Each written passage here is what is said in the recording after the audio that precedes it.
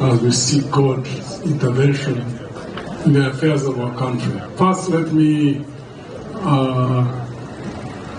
bring to you apologies from our national coordinator, Honorable Alice Araso. She would have loved to be here, but unfortunately she's unable. So we do represent her and the other leaders from Alliance for National Transformation. Allow me to make comments on three things. One,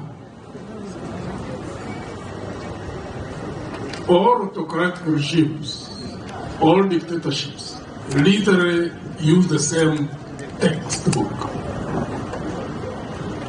They use money to weaken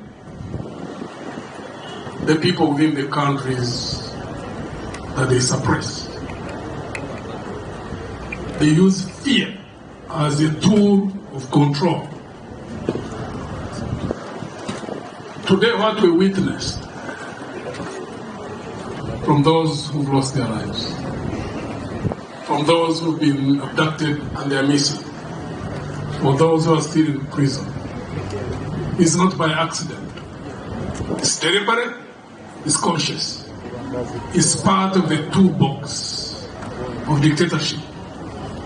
Use all methods to instill fear in the people and let people police themselves. Because when you arrest, intimidate, torture, cause disappearances, then you create an atmosphere of fear where everybody checks themselves. And therefore, you lengthen your period of control of that country. The responsibility of those who fight against dictatorships is to ensure that they do everything humanly possible, that people don't lose hope and they don't get sucked into that state of fear. That's why we're here today. Two, another method dictatorships use: isolate all groups around which people can organize. Intimidate churches, intimidate civil society organizations, intimidate trade unions for those who have trade unions. Isolate all of them. Because when they get isolated one from the other, then you weaken them. One of the reasons we are here today is to stand with NUP. Because this is not a NUP affair. It's a citizens of Uganda people's affair.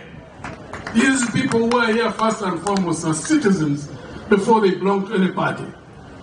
And therefore, the propaganda machinery of the regime, which has been intense, to isolate the issue of human rights violations around those who've been arrested, around those who've been killed, around those who have disappeared, to make it seem as if it's a NUP affair, would like to bust that myth today. It's not a NUP affair.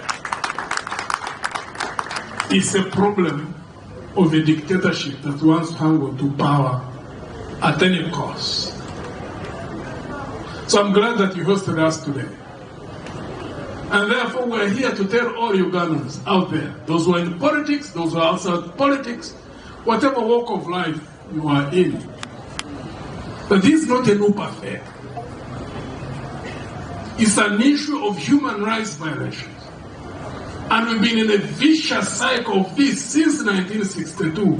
And there must be a point when we break out of this vicious cycle.